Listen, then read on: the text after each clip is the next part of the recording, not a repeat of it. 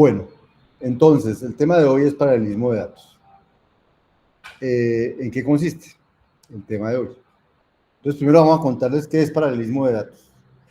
Y pues vamos a dar cuenta que paralelismo de datos pues no es más que como una manera de enmascarar el paralelismo de tareas que hemos venido trabajando. O sea, el paralelismo se logra con paralelismo de tareas, pero vamos a ver que hay ciertas colecciones que son muy usadas y que ya podrían traer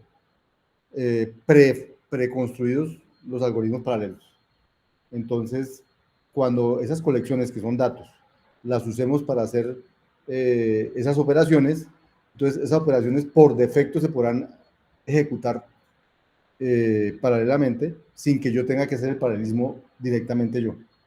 Pero el paralelismo que va a haber por detrás de ellas es el que hemos visto todo el tiempo. Vamos a ver esas operaciones sobre datos, vamos a llamarlos datos paralelos porque vamos a ver ahorita por qué. Entonces hay unas operaciones que son paralelizables y otras que no.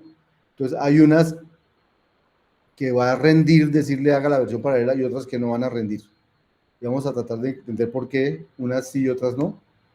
Y por último, esta última sección es más bien ilustrativa, contarles cómo hace escala por allá adentro para implementar ese paralelismo de datos. Y ya, en eso acabamos hoy. Bien. Previamente entonces trabajamos paralelismo de tareas. ¿Qué era paralelismo de tareas? Una forma de paralelización que distribuye la ejecución de los procesos a través de nodos de computación. Entonces uno decía, usted haga esto, usted haga esto, usted haga esto en esos hilos, y una vez terminen eso, entonces hacemos algo para entregar el resultado completo, cosas de ese estilo. Eso es paralelismo de tareas. O sea, dividimos nuestro trabajo en tareas que no tienen que ser el mismo tipo de tareas. Usted puede decirle al uno, usted ordene esos datos, al otro, usted haga, no tiene que ser lo mismo. Pueden ser 3 tareas diferentes y luego con el resultado de las tareas entrego el resultado completo. Usamos las abstracciones Parallel y Task para escribir esos programas paralelos. Entonces, el ejemplo para decir que es paralelismo de tareas es, vamos a cocinar un almuerzo que tiene entrada, plato fuerte y postre. Entonces usted encarga a unos de hacer la entrada, a otros de hacer el plato fuerte, a otros de hacer el postre. No están haciendo lo mismo, ¿cierto? Pero al final, con la tarea de los 3, tengo el almuerzo completo. Bien. En este momento vamos a mirar lo que es paralelismo de datos. Significa, bueno, es una forma de paralelización que distribuye los datos a través de nodos de computación. Entonces, el ejemplo que hay es cocinemos arroz para 1.000.000 de personas, o para 100.000 personas, o para 10.000 personas. Entonces dice, uy, como hay que cocinar tanto arroz, entonces ustedes allá háganse para 2.000, ustedes para 2.000, ustedes y lo dividen en 5 y cada uno responde por el arroz para 2.000. Entonces es lo mismo lo que estamos cocinando, no 3 cosas diferentes. Lo único que hicimos fue como decir, a usted le paso este pedazo de arroz, a usted este arroz, este arroz, este arroz, para que hagan el arroz completo para todo el mundo. Y luego echamos todo eso en la misma olla, si quieren, y ya tenemos el arroz para los 10.000, ¿sí? O para los 1.000, o para los 100, o como sea, no importa, el caso es que la tarea es la misma, lo que cambia es con cuántos datos hago mi tarea, ¿cierto? Y el objetivo al final es que con la tarea que hizo cada uno, al final tengo la tarea sobre los datos originales hecha. ¿Listo? Bien. Entonces, eso es lo que vamos a hacer. ¿Cuál es la idea básica que hay detrás de todo esto? Si uno tiene una tarea a realizar sobre un conjunto muy grande de datos y la quiere hacer en paralelo, entonces divide ese subconjunto ese conjunto en subconjuntos, o sea, divide los muchos datos que tiene, los divide en pedacitos.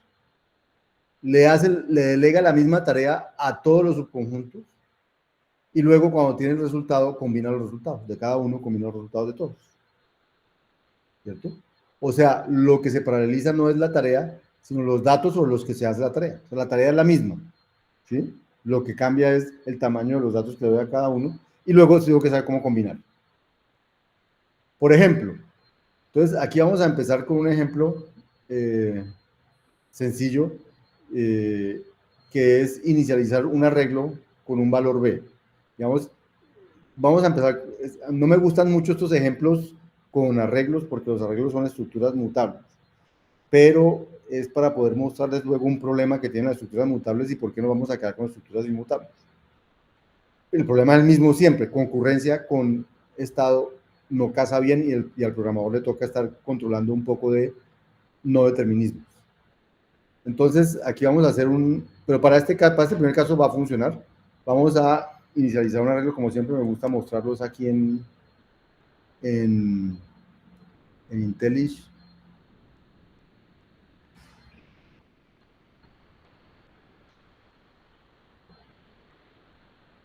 Entonces, eso.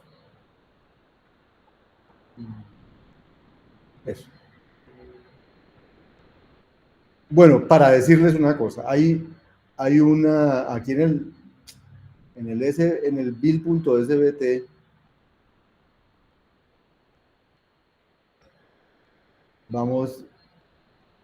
estoy incluyendo este que se llama las colecciones paralelas de escala.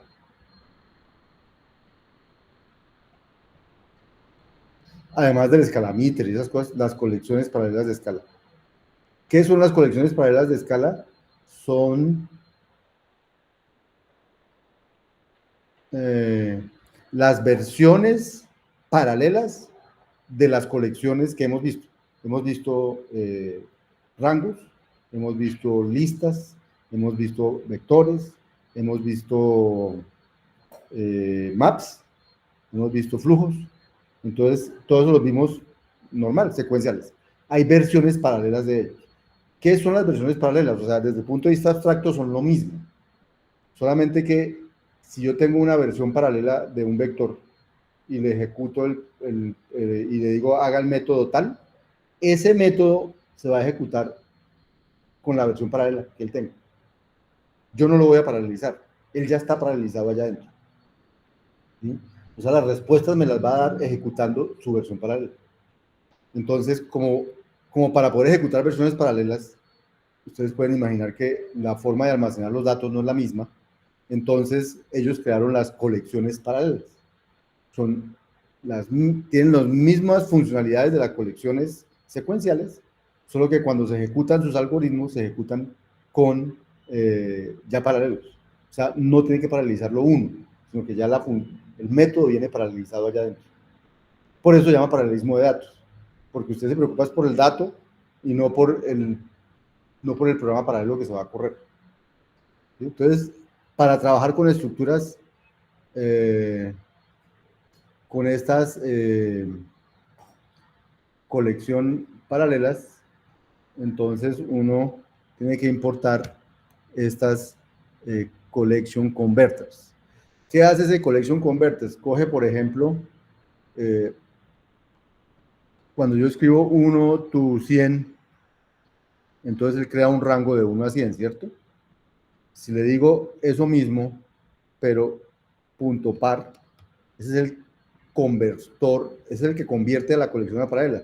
Si le digo 1 punto par, lo que hace es coger esa colección y crea el rango paralelo. Usted no sabe qué es lo que hay por debajo.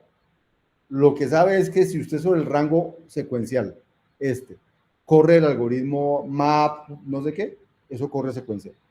Y si usted sobre este rango paralelo corre el algoritmo map tal cosa, eso corre en paralelo. Lo único que usted hizo fue paralelizar la estructura, digamos, decir, quiero la estructura paralela. ¿Sí? Entonces, por ejemplo, entonces aquí vamos a inicializar un arreglo, recibe el arreglo que hay que inicializar, recibe el valor que hay que ponerle, y no devuelve nada, por eso digo, esto no es funcional. Lo que va a hacer esta función es coger un arreglo, recorrerlo con un for imperativo, ponerle a la posición y el b y ya. Eso es lo que va a hacer esa función.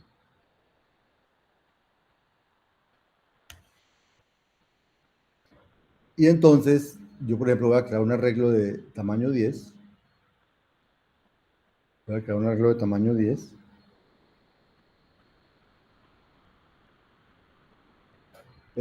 Y lo quiero inicializar con 3 3 en cada posición. Entonces corro eso. Si vuelvo y miro quién es el arreglo, ahora el arreglo tiene 3. ¿Sí? Bueno, es una estructura mutable, no es con la que estamos trabajando, es simplemente para mostrarles lo que hizo, bueno, lo que hicimos. Entonces, yo quisiera, fíjense que eso lo podría haber hecho, lo hice secuencial. Primero seguramente le hizo a este, luego a este, luego a este, los cambió cada uno. Había podido hacerlos al tiempo todos, finalmente mismo valor para todos. Entonces, o por lo menos en paralelo. Entonces, uno...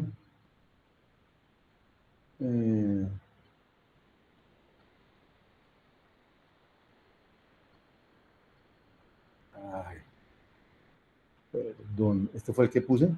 Perdón, entonces... No, entonces el que corrí ya era el paralelo. Entonces, fíjese lo que hizo esto. Lo que hizo esto es, para ir de 0 hasta la longitud del arreglo, pero entonces cogió el 0 a la longitud del arreglo, que es un rango, y lo paralelizó, y luego sí hizo este for. Entonces, eso hizo que esto corriera en paralelo. O sea, esto no está corriendo secuencial, sino en paralelo. Solo porque aquí se puso punto par. Si yo hubiera hecho la misma función sin el punto par, eso funciona igual. La gran diferencia va a ser que la una funcionó en paralelo y la otra funcionó en secuencial. ¿Listo? Solo por poner el punto par, los métodos que se ejecuten sobre ella van a ser ejecutados en paralelo. ¿De acuerdo? Bien. Bien. Entonces, aquí nótese que usamos el rango paralelizado para recorrer la red. Entonces, ¿qué significa el paralelismo de datos aquí? Parte el rango en varios subrangos disyuntos. Como es este for, como este es paralelo, entonces parte el rango en varios subrangos disyuntos, realiza la tarea para cada uno de los subrangos y una vez que cada tarea haya terminado, considera terminar la tarea original. Eso fue lo que sucedió ahí. O sea que esa inicialización se dio por pedazos. O sea, en cuanto lo partió depende de lo que el algoritmo de paralización tenga ya dentro. O sea, usted no controla eso. Eso ya está definido por allá adentro. En cuántos rangos paralelos lo partió y cómo ejecutó eso. O de pronto lo partió en 2 y luego cada uno lo volvió a partir en 2, lo partió hasta un umbral y en el umbral ya lo hace secuencial. ¿Cómo está hecho eso por dentro? Ya está hecho eso por dentro. Bien, esa es la idea básica de esto. ¿Cuáles son las limitaciones de esa idea básica? Entonces, primero, ¿es correcto ese for? O sea, ¿quedaría bien inicializado el arreglo al hacer esto? Entonces, la respuesta en este caso es sí, porque cada tarea que haga el for en paralelo escribe diferentes pedacitos de memoria. Si el for en paralelo, ¿qué es lo que puede hacer el for en paralelo? Coger el rango y partirlo en pedacitos y hacer la misma tarea en cada pedacito. Pero hacer la misma tarea en cada pedacito está bien porque lo que haga en cada pedacito no depende de lo que haga en el otro pedacito. Es decir, en este arreglo, si usted coge primero, si usted coge y al tiempo coge estos 3, al tiempo coge estos 3 y luego coge estos 4 y al tiempo hace ponerles el valor 3, pues no importa si primero el hilo al primer hilo que le dieron la mano fue a este, luego le dieron la mano a este hilo, luego la mano a este hilo, o en qué orden le dieron la mano a los hilos que están haciendo eso, finalmente el resultado va a ser el mismo. Porque lo que usted ponga aquí, lo que usted haga aquí, no depende de lo que haga aquí, ni depende de lo que haga aquí. Entonces ahí no hay problema, ese for es correcto. Pero imagínense que lo que usted quiere inicializar es el arreglo con 1, 2, 3, 4, 5, 6 de la posición I es la posición I menos 1 más 1. Lo que hay en la posición I es lo que hay en la posición I menos 1 más 1. Esto lo quiere inicializar en orden. 1, 2, 3, 4, 5, 6. Entonces usted dice, para I desde 1 hasta la longitud, ¿qué hace? En la posición I, ponga la posición I menos 1 más 1. Entonces supongamos que ese es el que usted quiere hacer. Supongamos que lo que usted quiere hacer es inicializar el arreglo, y aquí sí lo voy a hacer secuencial, este es llenar arreglo desde un inicio. Entonces en la posición 0 pone el inicial y luego va poniendo 1 más 1 más 1 más 1 en las siguientes posiciones del arreglo. De nuevo, esto lo estoy ilustrando con una estructura de datos mutable para mostrar un problema que va a haber. Entonces, si yo le digo de nuevo creo el arreglo B. Creo el arreglo B de 10 elementos. Y le digo que llene ese arreglo empezando en el número 3. Entonces, y le pregunto cómo quedó el arreglo, entonces me dice, el arreglo quedó 3, 4, 5, 6, 7, 8, 11, 12, como esperábamos, ¿sí o no? Esa es la versión secuencial. Entonces ahora voy a coger esta versión secuencial y la voy a volver paralela. ¿Qué voy a decir?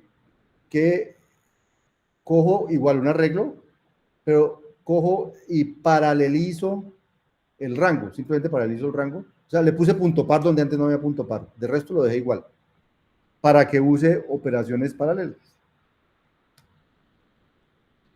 Y entonces voy a coger un arreglo nuevo, como el otro llamé B, esto lo llamo C,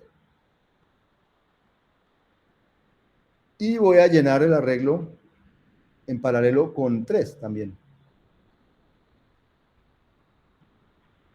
Y miro el resultado. Y miren el resultado. ¿Quedó correcto? ¿Por qué creen que no?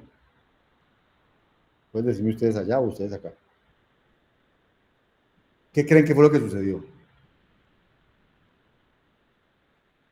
¿Qué fue lo que él paralelizó?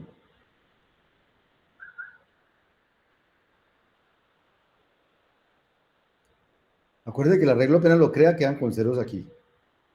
Entonces, este 1, ¿qué será? O este 1, ¿qué será? Entonces, a mí me da la impresión que yo tengo es que él dijo, vea, vamos a arrancar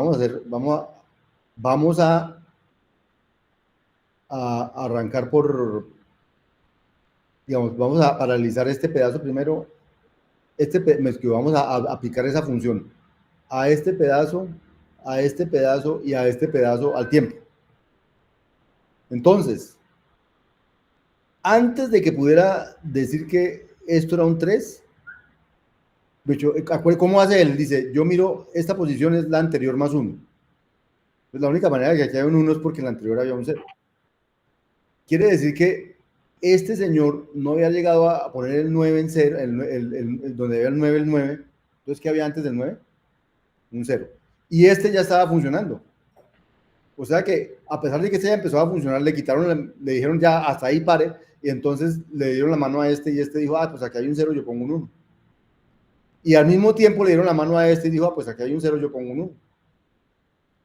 ¿Cierto? Cuando, cuando, cuando a este le tocó, ya el 1 había aquí, entonces puso 2. Cuando a este le tocó, seguro ya estaba el 6 aquí, le puso 7. Pero entonces el paralelismo aquí es un problema. ¿Por qué? Porque el dato que va aquí depende del dato que estaba aquí. O sea que si yo paralelizo eso, el dato que va a haber allí no es el que yo estaba esperando.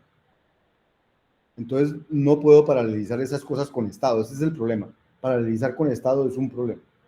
Porque usted como programador le va a tocar estar pendiente de esos errores que cometen ahí por el no determinismo. O sea, usted sí dijo, pues hágale a esto, hágale a este pedazo, a este pedazo. Pero resulta que como este pedazo dependía de lo que estaba en el pedazo de allá y estaban en paralelo, entonces usted no puede estar seguro que el día que a usted le tocó trabajar, este señor ya estaba listo.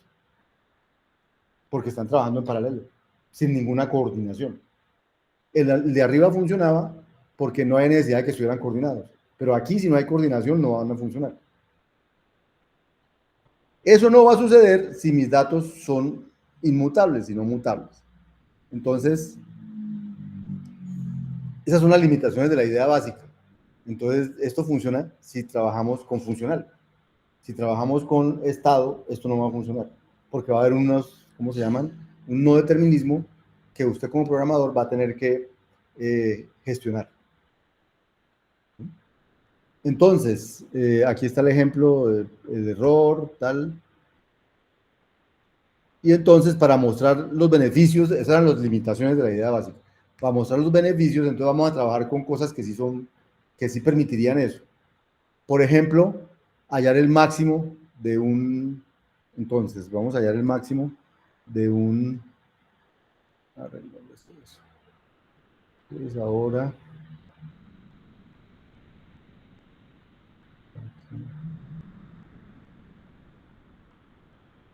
eso. Entonces ahora,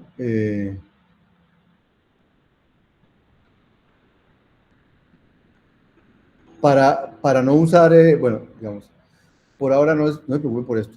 Por aquí tengo nosotros tenemos el Scalameter, ¿cierto? Para hacer las cosas.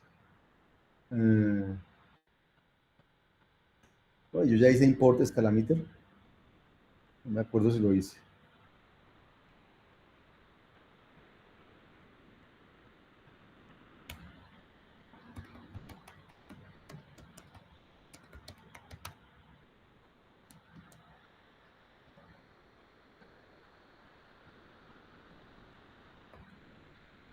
Ah,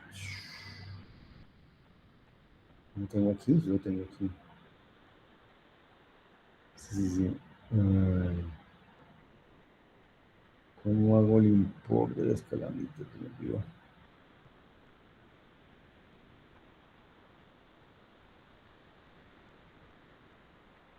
Mm, ya se me olvidó cómo hago el import. Ah,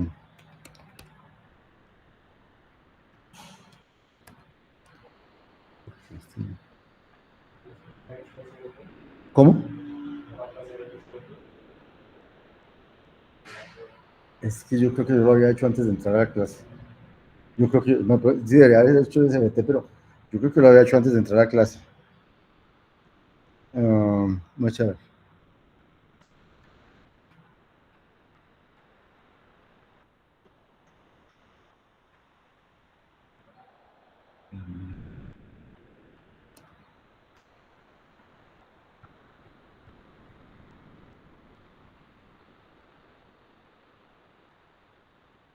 O de pronto no lo había hecho.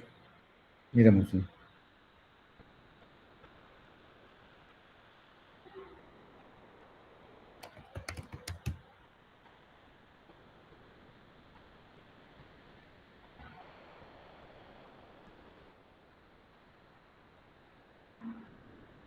Sí, de pronto no lo había hecho.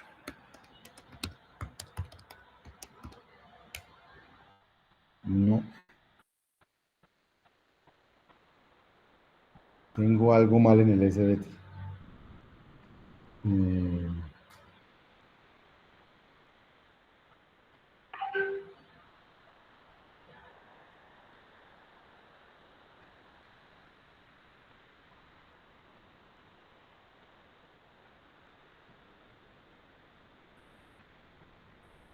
un segundo.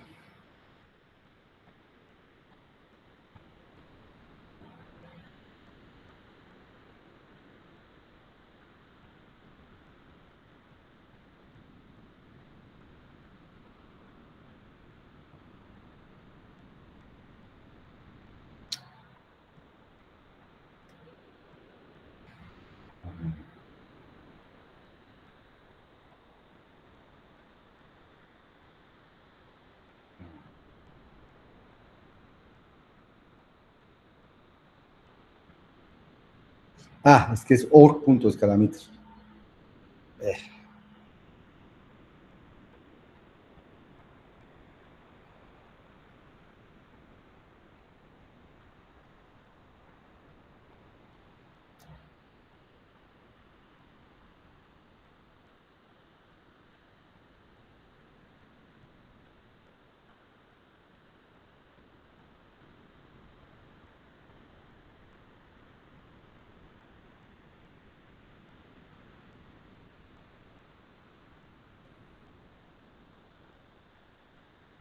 Listo. SBT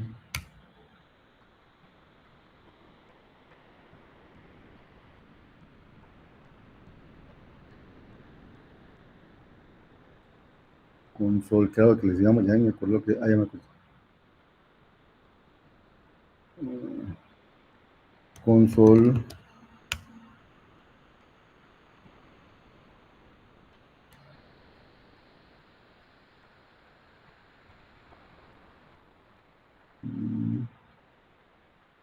No, no, me metí aquí, no era, perdón.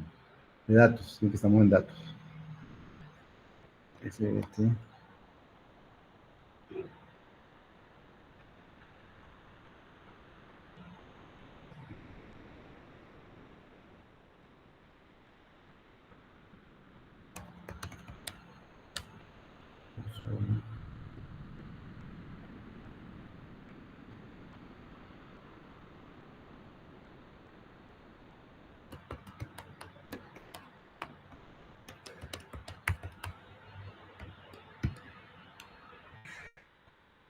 Bueno, listo.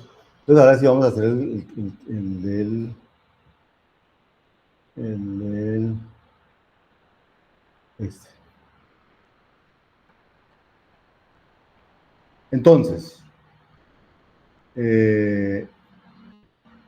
tengo que importar este que ya voy a desimportar.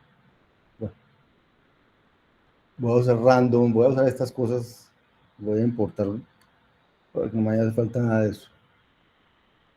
Entonces ahora sí. Entonces voy a crear un vector de números del 1 al 500. Un vector, o sea, una estructura inmutable. Entonces, número es un vector del 1 al 500. Aquí están del número del 1 al 500 eh, barajados. ¿Sí? Y entonces, por ejemplo, yo voy a sacar cuál es el máximo de eso. Y pues me tiene que dar el 499, porque está el número del 0 al 499. ¿Sí? Bien. Yo podría coger esos números, paralelizar la estructura, paralelismo de datos, y luego preguntarle cuál es el máximo. Y obviamente me tiene que dar lo mismo.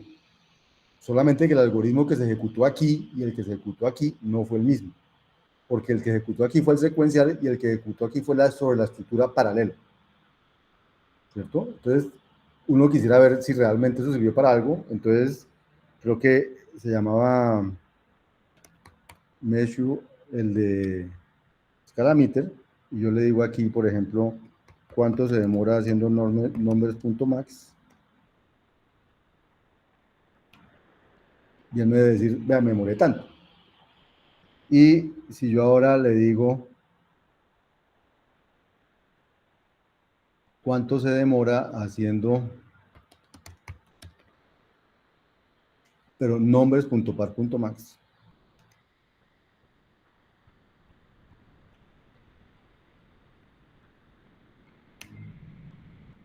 Mucho más. ¿Yo no? Bueno, vamos a ver cuánto es eso. Esa es la demora, y la demora del otro es realmente muy bien. ¿Yo no? Bien. Pero ahora vamos a hacer una separación. Voy a hacer numbers par es los números paralelizados. O sea que es mi misma estructura. Y ahora lo que voy a medir es cuánto se demoraría ya numbers par, ya lo convirtió a paralelo. Ahora quiero saber cuánto se demora, si la estructura ya está en paralelo, cuánto se demora en sacar el máximo.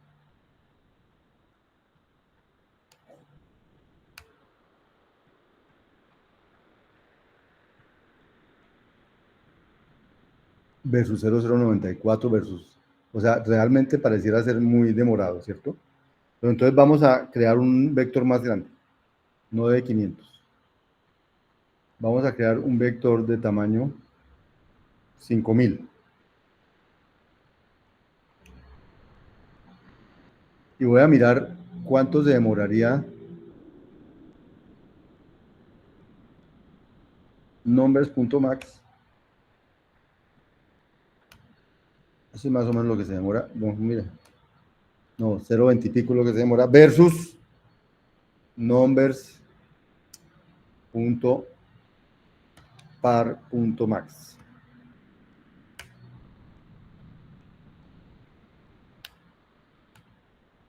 O sea, ¿cuánto se demora el uno? 0.20 y pico. Y el otro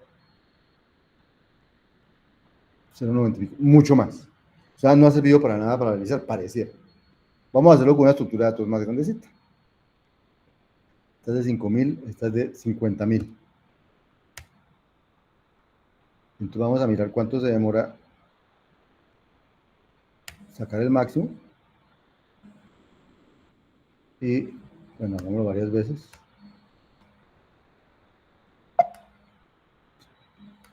Ah, uf, bueno, 2.1 más o menos. Y el numbers.par.max 2.34. Ya están más parecidos. 2.01. 2. Ya están más parecidos, ¿sí o no? Cuando hay memoria de cosas, hay como llaman. Bueno, bueno. Hagamos uno más grande. Uno de, ese era 50.000, uno de 500.000. Vector de 500.000 datos. Voy a sacarle el máximo. Pues claro, tiene más datos, se demora más, ¿cierto? Ahí está más o menos cuánto se demora, 25. Vamos a sacarlo paralelo. 4, 6, 3. Ahora sí ganamos, ¿sí o no? 3, 4 versus 20 y pico que costaba el otro. Eso es lo que queremos decir, que el paralelismo, cuando le saca uno jugo a este tipo de cosas, cuando hay que manejar montones de datos. Y voy en 500.000. Entre más datos tenga, más. Ahora, ¿en qué mundo estamos hoy? Estamos en el mundo de la IA. ¿Cómo funciona la IA? Funciona con millones y millones y millones de datos. Luego estamos en el mundo de los millones de datos, no estamos en el mundo de los 5.000. ¿Sí? O sea, lo que quiero decir es que en el mundo de hoy, realmente paralizar vale la pena. Porque cuando es chiquito, la gestión del paralelismo se come lo que yo me puedo ganar paralizando. Pero cuando hay montones de datos, la gestión del paralelismo vale la pena. Miremos un último ejemplo, que es el ejemplo con, ahí tenemos 500.000, entonces vamos a poner 5 millones de datos. Ahí tengo mi arreglito con 5 millones de datos. Vamos a sacar el máximo.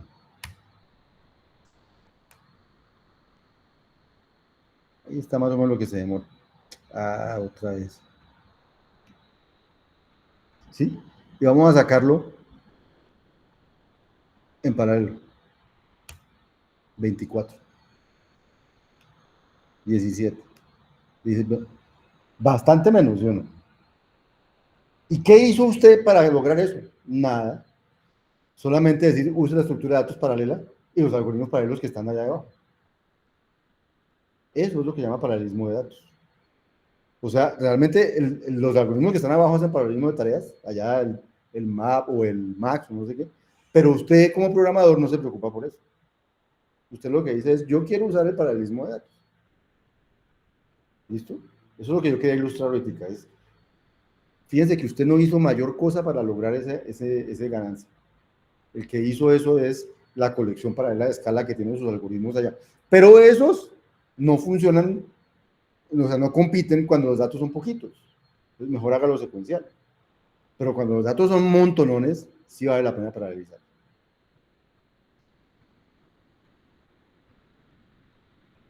¿Listo? Más ejemplos de la idea básica.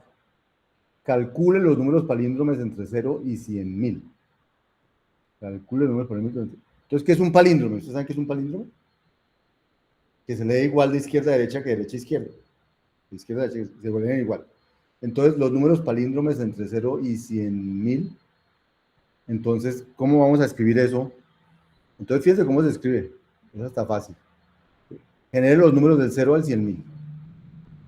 Y filtrelos cogiendo el número y averiguándose cómo se escribe, cómo sería como cadena y cómo sería como cadena al revés. Y si son iguales, quiere decir que se leen igual al derecho que al revés, como cadenas. Entonces son números palíndromes. ¿Listo? Entonces vamos a hacer eso.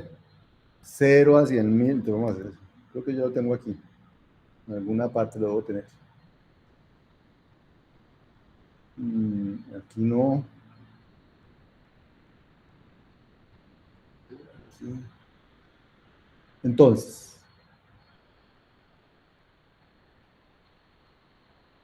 este es el tamaño de los números que vamos a generar. ¿Cuánto es? 1, 2, 3, 4, 5, ¿son de 1.000.000? 1, 2, 3, 4, 5, 6 ceros, de 1.000.000. Entonces vamos a generar todos los números del 1 al 1.000.000, lo vamos a filtrar. No, ¿esto qué es? ¿Por qué módulo 3 igual 0? No, eso es otra cosa. No, este es. Vamos a filtrarlos por los que estos son iguales aquí.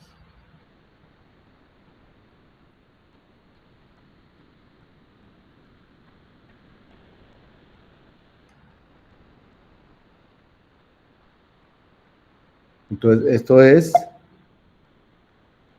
voy a poner un nombre a esto. Bueno, voy a probar con def.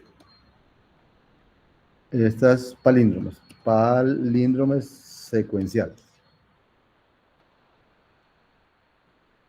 Pero me comí el rango.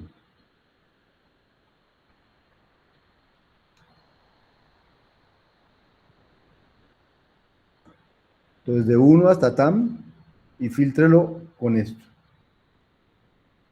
A n lo filtra con los que son estos tam.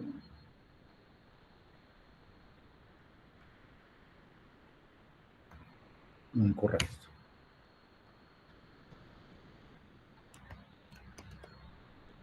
Entonces como fue def, no fue calculado. Cuando yo le diga palsec, lo va a calcular. Sí. Entonces ahí están, por ejemplo, 4004, 41, 14, 40, ahí están todos los palíndromos. ¿Los ven? Todos son palíndromes. 565, todos son palíndromes. Y ahí están todos hasta 1.000.000. Bien. O sea, ya calculamos los palíndromes. ¿Cuánto me demoro calculando los palíndromes? Entonces le digo, mídame. Como no lo guardé como val, sino como def, entonces cada que yo lo invoco, vuelve y se ejecuta. Si lo hubiera guardado, entonces solamente me pondría el valor que hay ahí guardado. Pero lo hice así a propósito para que vean cuánto se demora ejecutando eso. ¿Cuánto se demora ejecutando eso? 112, 196, 94. Ya, por ahí se estabilizó. ¿Listo? Bien. Eso es más o menos lo que se demora ejecutando ese palín. Ahora, ¿qué pasa si lo hago paralelo? Es decir, lo único que cojo es este rango, lo paralelizo y luego lo filtro. Lo paralelizo y luego lo filtro. Entonces, no, la embarré. Pero no le cambié el nombre. Tenía que cambiar el nombre. Pal paralelo.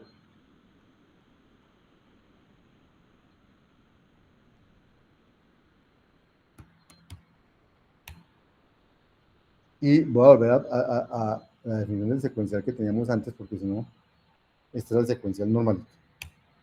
Listo. Entonces, corramos el pal paralelo. Entonces, de nuevo me da todos los palíndromos.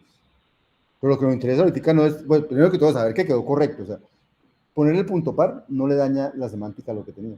Ya lo hace igualito. Pero ahora miremos el tiempo.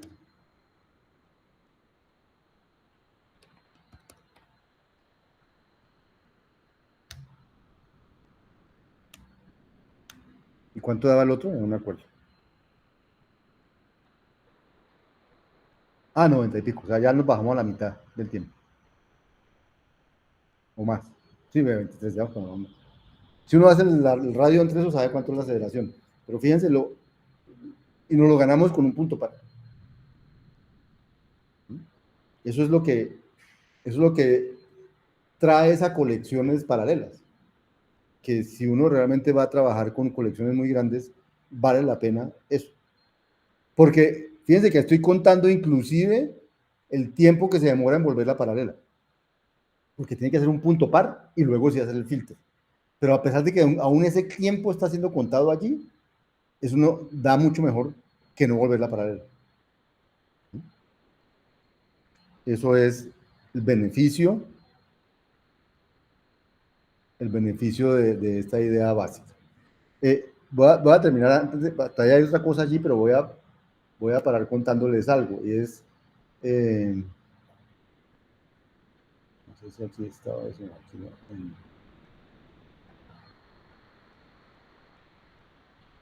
No,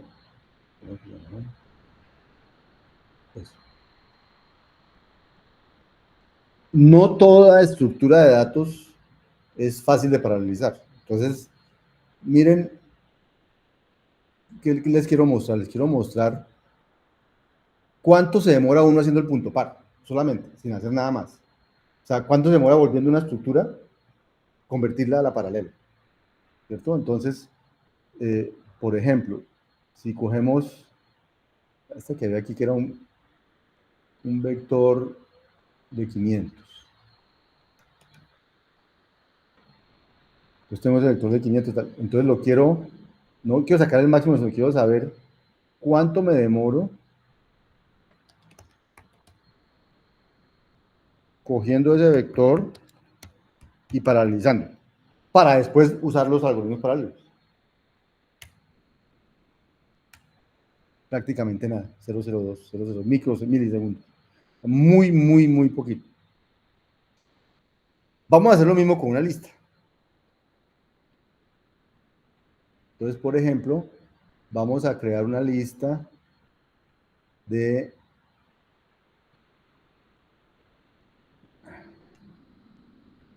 ¿El otro era de cuánto? ¿El número era de 500?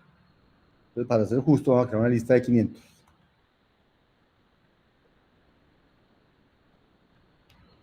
De 500 cadenas vacías. Y ahora voy a paralelizarla, o sea, si yo hago, ¿cómo se llamó acá? ¿Cómo se llamó? List. Si yo digo list.par, pues él también crea la versión paralela. Pero vamos a ver cuánto se demora haciendo list.par, o sea, paralelizando la lista. Para luego usar los algoritmos de listas paralelas.